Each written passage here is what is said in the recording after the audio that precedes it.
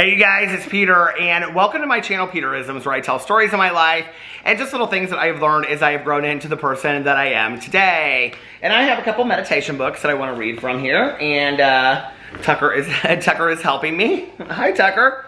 And I am so excited, you guys. I just got a FedEx package. I got my roller skates. So if you don't watch my other channels, I've been talking about this on my other channels. I've been so excited because I just ordered some roller skates. When I was a kid, I used to love to roller skate, okay? We had like this long driveway and it was like paved, and so it was like perfect for roller skating.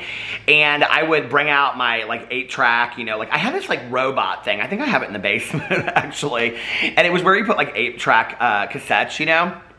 And I had the Xanadu and I had Donna Summer and I had all this kind of stuff. Or I would bring a record player out into the garage and then I would play records. Do you guys remember when we used to do that? And do you remember when you would stay like on the radio and you would to record a song so you could have that song, you know? Or you would call like the DJ late at night and you'd say, yeah, I'm trying to find what this song is. And they'd say, how's it go? And you'd say, well, it goes like, and you would sing part of the song and then they would tell you what the song is. Do you remember that? So anyway, I used to love to roller skate. These dogs have been running around. You are going crazy, aren't you? Boo Radley said, Dad, I want to be over there. Hold on a second. I got to pull the ottoman over so he can... You want to come up into the video? He said, I want to be into the video. I want to be into the video. So I used to love to roller skate when I was a kid. And I would do choreographed routines and I would dance. And it just made me so happy to just like throw on my roller skates and go out there. And then when I was like in my 20s, thank you, Boo Radley, I got rollerblades. And I loved rollerblading. And I would do jumps off of things and stuff. I mean, in my 20s. So I started watching all of these like TikTokers and Instagrammers. I can't think of what this one person's name is, but she's fantastic. And they just look so happy rollerblading. And I thought, I'm gonna get some roller skating, I mean. And I thought, I'm just gonna get some roller skates. And then in the evenings, like when it starts getting cool outside, I'm just gonna throw them on and just like turn on my like iTunes, on my, you know, on my AirPods, and then just like roller skate around the neighborhood, you know, and dance and stuff. And I was like, and not have a care in the world. And I was real excited about it. So they came in the mail today. So we're gonna go roller skating, aren't we? He said, well, I guess. Oh, really? You guys, you don't have roller skates. And he said, not yet, but I'm getting some. Okay. So we're gonna read some meditations. You think so? Should we read meditations? What do you want to do? They're so sweet. Okay. The first meditation I'm going to read today, I have not looked at these, is from the Daily Book of Positive Quotations. It is July 8th today. Went and did my taxes this morning. I feel so much better. Do you ever feel better like when you get your taxes done? I feel like I feel like... Now, I don't know what... They're with the accountant. He's working on them, so I don't know what the results are going to be. But at least, like, my part is done. I sat here last night and went through every receipt. I was watching the movie Super 8. Alex was helping me. We were, like, putting all of our stuff together. Alex was, like, organized, like, 3 months ago, and I'm, like, putting all the stuff together. I had it very organized. Went in there today, met with him, got this stuff done. That's why I'm up early. It's only 1:52 right now, and I've already filmed a couple videos. And I just feel better. I learned this a long time ago. If you're like younger or if you're my age and you're in college or whatever, always give your like the speech first in class. Like I learned this, I didn't learn this until I got to college, right? You know, I would always wait and be like the last person I'm a procrastinator at heart. I would always wait and be the last person to give the speech, you know, and then I would sit there for 2 weeks and be a nervous wreck. But if you give your speech first and you just get to sit there and watch everybody else, you know, give their speeches, and then you can be relaxed through the whole thing, right? So at that time, I kind of learned to like get your stuff done early and then just enjoy stuff afterwards. Like do your homework as soon as you come home on Friday afternoon, and then you can relax for the rest of the weekend. Or if you have work to do, the same. I always say that to my husband because he always waits, you know, until like, he'll have like a presentation on a Monday morning, and a Sunday night at like 10 o'clock he'll start working on it. I'm like, why didn't you just do this on Friday? He's like, because I like to enjoy my Fridays. I'm like, I know, but then you could have enjoyed your Sunday, you know? All right. Boo Radley is laying right here. He's so sweet. Okay. July 8th, getting too easily. That which we obtain too easily, we esteem too lightly. Thomas Paine. We value most the things we've worked hardest to get, whether it's a new car we've saved years to buy or the admiration of someone we know to be extremely demanding. Yes, we say, we did it. We've accomplished something. This can be a good thing because it encourages us to work hard. But we shouldn't forget to value those things we haven't had to work hard for. The love of a parent, the generosity of a friend, the beauty of a summer's day. Our challenge is to the beauty of a summer's day, like today.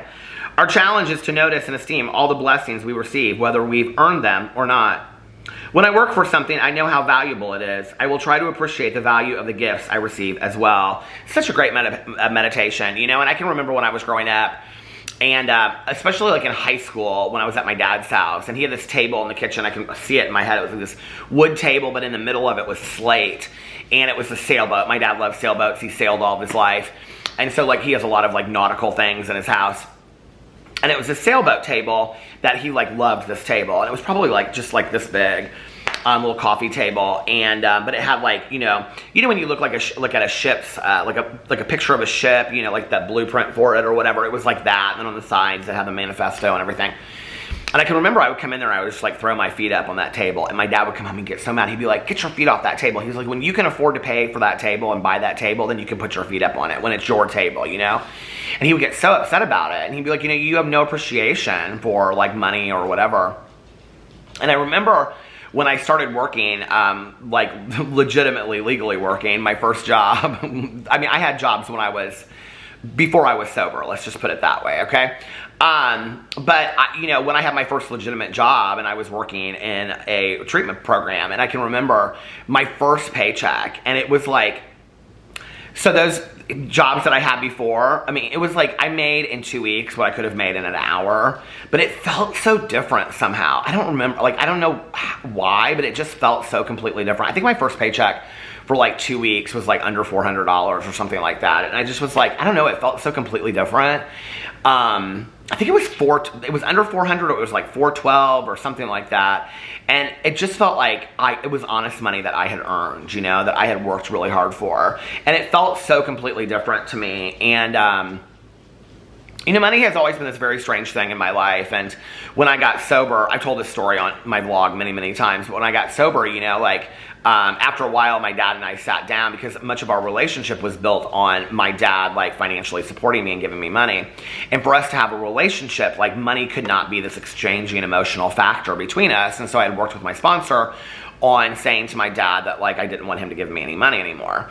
And, you know, with a few exceptions, in 25 and a half years, my father has never given me any money, would not give me cash for a birthday or a Christmas present, period. Like, will not, because he still is, you know, back to 25 and a half years ago, give Peter cash, he's going to go buy drugs and alcohol with it. But, like, you know, with the exception of a few situations where he's helped me, like, and I've paid him back fully for those, you know, he's never given me money in 25 and a half years. And, you know, I see friends of mine and they're like, oh, like, you know, like, my parents helped me put a down payment on my house, or, you know, this or that. And I'm always kind of like, well, I wouldn't have this condo, you know, if it wasn't for my mom having passed away, but I feel like that's kind of different. But, you know, like, sometimes I'm like, oh, kind of like, that would be nice if that was me, you know, like, or they'll be like, oh, my dad, you know, gave each of us kids like $5,000 or $10,000 for Christmas. I'm like, yeah, that would be really nice, you know, but like, that's not my story. But at the same time, there's never any financial conversation between my father and I. Money does not exist as an emotional boundary at all, like, whatsoever. And, you know, it just is such a blessing. It's really nice. And I also know that everything that I have, I earned, I worked hard for, you know, which is it's a very good feeling. And, you know, that was something that, like, I learned very, very quickly, and I understood and respected the value of things, you know. My husband is somebody, it's interesting, like, you know, if you look at his Instagram, my husband loves clothes. He loves fashion and style. And, but if you go to his closet, it looks like, I mean, he keeps his clothes like a store. Like, his side of the closet, I mean, my side of the closet is organized because I hardly have anything in there because I got rid of everything when I decided I was going to lose a bunch of weight. Now, that hasn't happened. So I cleaned out my closet. But his side of the closet is so organized. I mean, he keeps his, like, you know, all of his, like, polo shirts, like, perfectly folded. He keeps, like, he wears a lot of scarves, you know, like those scarves you wrap around, you know, a couple times around your neck and whatever. He has each of those folded, shoes lined up, shoes, like, in this bookshelf in our closet. Every shirt is color coordinated. You know, he's always taken such good care of things, and he's always worked very, very hard for what he has, you know. And I think that, like, I see that with so many of my friends and family, you know, that they're very, very hard workers.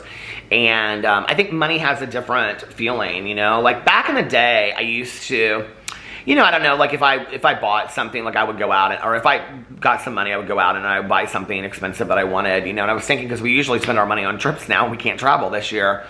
But like I've been saving a lot of money, you know, this year. Like anything extra I put into savings, even if it's just 10 or 20 bucks, you know. Whereas before I'd go blow it on something, and every once in a while I do. Tanya and I, my friend Tanya, we went to Meijer, when was it? Earlier this week, and I was like, as we were walking around, I got 2 plants. I got a fern, and because I'm trying to buy plants for the house, so every time I go to Meijer or someplace, I buy like these little plants. They're like $12.99, and they're like getting huge. We have like 4 of them in there now in the kitchen. I love plants in the kitchen. I never thought I would, but anyway, this is kind of all over the place. So I bought a little fern that's like this big, and it was like $12.99, and then I bought another plant. I don't know what it is, and then I bought a bunch of candle waxes, like $10 worth of they're $2 each. Candle waxes. I just put it's called sparkling water. I just put it in there. And then I bought some food, and I bought something else. And I was like, you're buying a lot of stuff you don't need, because when I go shopping now, I ask myself, is this a want or a need? So things that are wants, I don't typically buy. And I'm sitting there and I'm like, you're buying a lot of stuff you don't need. And Tanya's buying dry erase boards and this and candles and all this kind of stuff. And I got to the end and I ended up spending like $40-something. And I was like, God, I wish I hadn't spent that much money. Back in the day, it was nothing for us to go to Walmart, I swear, you know, 3 times a week, or Meijer, and, you know, drop like $100 at a time. It was nothing, just on junk, on crap, you know. And I just don't do that anymore. I don't know. My opinion of money has changed a lot. I would rather have security, stability, and being able to go do a few nights. Are you tired? You know, go out to dinner with family and friends and stuff like that, or take a trip when I want to, is more important to me than something like a luxury item. And that's changed over time, and I think maybe that's changed because that's my opinion of money has changed too, you know? I don't know, right? We don't need a lot. We sure don't. We just like to run around in the backyard and have a good dinner, don't we? Is it dinner time? It's dinner time. Anyway, I'm going to get off here now. I love you guys, and I will see you tomorrow. Bye.